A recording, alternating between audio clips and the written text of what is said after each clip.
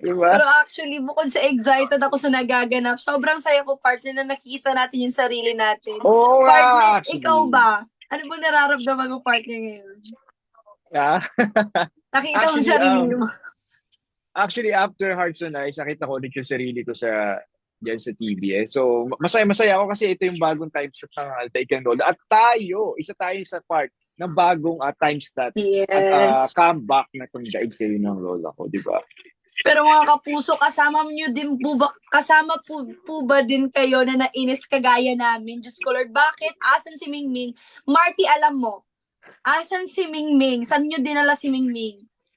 Basta ang mahalaga, ginagamot natin si Louie. Yun naman ang mahalaga, di ba? Kakainis. Yan tuloy si Kat, nag-aalala na kung saan niya dinala si Mingming. Ay, Dahil ako. sobrang na-close din, Oo no? nga eh. Ikaw ba, Shubi, anong pakiramdam mo ng kapag nakakita ka lang mga hype na kinukulong? Ako kasi, pakiramdam ko kasi sa mga kinukulong ngayon, parang tinanggalan mo na rin siya ng buhay. Kasi katulad nga tayong mga tao, di ba, kapag kinulong tayo, parang wala ka ng life eh, di ba? Oo, personally, I don't support caged animals. Lalo na pag nasa bahay.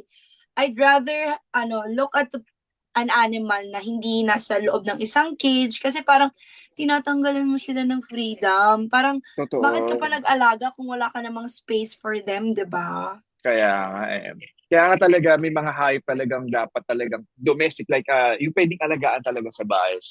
Diba? Mm. Kasi isipin mo, nag-iiba yung yung personality ng hayop, nag-iiba yung ugali niya, 'di ba? Parang tapos sa pagkulong sa cage, 'di ba? Parang yung paminsan siya, yun yung cause ng death ng mga hayop kasi 'di ba Yeah. Kaya naman nade-depress mga din ang kapuso, hayop. wag sana nating ikulong ang ating mga animals para mabigyan po natin Yeah. sila ng freedom. Pero partner, gusto ko tanungin, kumusta naman yung role mo as Marty? Yung, ano mo sa taping, mga Um, experiences. I experience ko, ayan, sa Smarty, ano naman, hindi naman May siya ano ba ganun siya, partner? ka-challenging. Parang may Yes, connection kay Kim Perez. meron. Meron. Siguro, yung pagiging charming. Ha?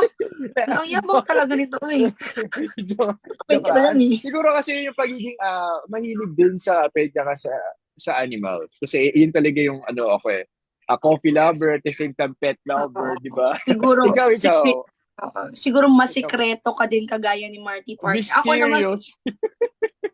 ako si Feline, very, very much alike with Shubi Estrada dahil napakadakilang best friend Best ko. Kahit saan mo friend. dalhin, Totoo okay yan. lang. Kalad Karen, for the Kalad Oy! Karen.